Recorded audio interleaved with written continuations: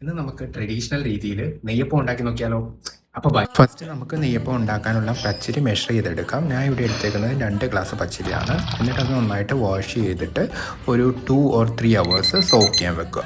ഈ ഒരു ടൈമിൽ നമുക്കിതിലേക്ക് വേണ്ടിയിട്ടുള്ള കരിപ്പട്ടി അല്ലെങ്കിൽ പാം ജാഗറി ചെറുതായിട്ട് ഈ കാണിക്കുന്ന പോലെ ക്രഷ് ചെയ്തെടുക്കുക. 2 hours ശേഷം സോക്ക് ചെയ്യാൻ വെച്ചിരുന്ന പച്ചരി ഒന്നുകൂടെ കഴുകിയിട്ട് അത് പൊടിച്ചെടുക്കുക.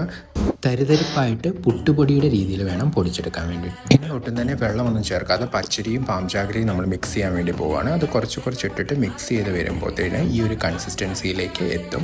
അത് നമ്മളൊരു 48 hours കീപ്പ് ചെയ്യുക, നന്നായിട്ട് റാപ്പ്. ഇനി തേങ്ങയുടെ കൊത്ത് ഗോൾഡൻ ബ്രൗൺ ആകുന്നിടം വരെ ഫ്രൈ ചെയ്തെടുക്കുക. എന്നിട്ട് അതിലേക്ക് കുറച്ച് എള്ളും കൂടെ ആഡ് ചെയ്തു. 48 hours ശേഷം നമ്മൾ ഫ്രൈ ചെയ്തിരിക്കുന്ന ഐറ്റംസും കുറച്ച് ഏലക്ക ജീരകം പൊടിയും കുറച്ച് ഉപ്പും കുറച്ച് നെയ്യും കൂടെ ചേർത്തിട്ട് മിക്സ് ചെയ്യും. ഇഡ്ലി മാവിൻ്റെ കൺസിസ്റ്റൻസിയിലാണ് വേണ്ടത്. അതിനായിട്ടാണ് നമ്മൾ തേങ്ങാപ്പാൽ ആഡ് ചെയ്യുക. എന്നിട്ട് ഒരു 2 hours കീപ്പ് ചെയ്തതിന് ശേഷം നമുക്ക് ഇതുപോലെ നെയ്യപ്പം ചുട്ടെടുക്കാം. അപ്പോൾ ബൈ.